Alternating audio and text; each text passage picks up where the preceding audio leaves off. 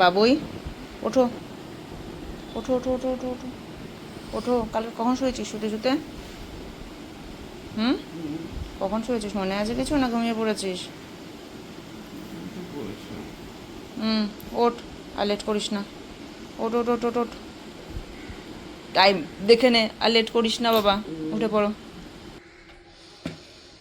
এখন সুজি আর মুড়িটা খেয়ে নেব।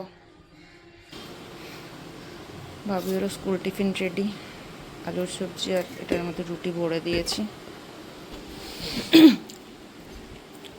আর আমি সুজি মুড়ি খেয়ে নিচ্ছি। বুঝলি বাবা, যা ব্রাশ ফাশ করে নে, ওর যা, লেট করিস না, ব্রাশ টাশগুলো করে নে, ভাত ফাতও রেডি আছে সব, ইয়েটে করে খেয়ে ঠেয়ে নে।